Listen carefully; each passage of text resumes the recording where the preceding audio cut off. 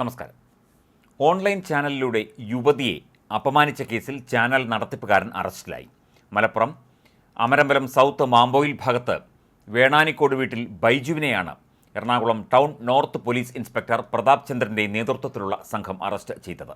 മറ്റൊരു ഓൺലൈൻ ചാനലിൽ ജോലി ചെയ്യുന്ന യുവതിയുടെ പരാതിയിലാണ് നടപടി. പെൺകുട്ടിയെയും അവരുടെ മാതാവിനെയും കുറിച്ച് ലൈംഗിക ചുവയോടെയുള്ള വീഡിയോ നിർമ്മിച്ച് പ്രചരിപ്പിച്ചു എന്നാണ് പരാതി. യുവതിയുടെ 6 വയസ്സുള്ള കുഞ്ഞിനെക്കുറിച്ചും പ്രതി വീഡിയോയിൽ മോശമായി സംസാരിച്ചതായി പരാതിയുണ്ട്. പ്രതി ഓൺലൈൻ ചാനലുകൾ വഴി പ്രചരിപ്പിച്ച വീഡിയോകൾ സഹിതമാണ് യുവതി പോലീസിൽ പരാതിപ്പെട്ടത്.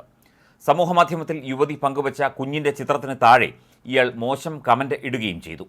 പ്രതി അപ്ലോഡ് ചെയ്ത വീഡിയോകളുടെ വിവരങ്ങൾ ശേഖരിച്ച് കൊച്ചി സിറ്റി സൈബർ സെല്ലിൻ്റെ സഹായത്തോടെയാണ് ഇയാളെ കണ്ടെത്തി അറസ്റ്റ് ചെയ്തത്. വീഡിയോ റെക്കോർഡ് ചെയ്യാനും ഇന്റർനെറ്റിൽ അപ്ലോഡ് ചെയ്യാനും ഉപയോഗിച്ച ഉപകരണങ്ങൾ അടക്കം പ്രതിയുടെ പക്കൽ നിന്ന് കണ്ടെടുത്തു. കുറ്റകൃത്യത്തിനു വേണ്ടി പ്രതി ഉപയോഗിച്ചിരുന്ന വിവിധ സിം കാർഡുകളും പോലീസ് കസ്റ്റഡിയിലെടുത്തു. മലപ്പുറം വണ്ടൂരിൽ ഒളിവിൽ കഴിയുകയായിരുന്ന പ്രതിയെ പോലീസ് സംഘം അവിടെ പോയി കസ്റ്റഡിയിലെടുക്കുകയായിരുന്നു.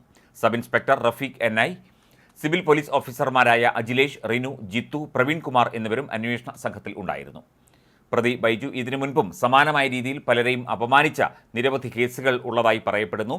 ഇതുപോലെ പലരെയും വ്യക്തിപരമായി അപമാനിച്ചുകൊണ്ട് വീഡിയോകളും ഒക്കെ സമൂഹമാധ്യമത്തിലും അദ്ദേഹത്തിൻ്റെ സ്വന്തം ചാനലിലുമൊക്കെ പലപ്പോഴായി പോസ്റ്റ് ചെയ്യുകയും അതൊക്കെ പരാതിയാവുകയും കേസാവുകയും ഇതിനു മുൻപും ഒരു പ്രാവശ്യം ഇദ്ദേഹം അറസ്റ്റിലാവുകയും ഒക്കെ ചെയ്തിരുന്നതായുള്ള റിപ്പോർട്ടുകൾ പുറത്തുവരുന്നു. സമൂഹമാധ്യമത്തിലൂടെ ഇത്തരത്തിൽ സ്ത്രീകളെയും കുട്ടികളെയും അടക്കം അപമാനിക്കുന്ന രീതിയിലുള്ള വീഡിയോകൾ ഇതിനു മുൻപും പലപ്പോഴും ഇയാൾ ചെയ്തിരുന്നതായി പറയപ്പെടുന്നു.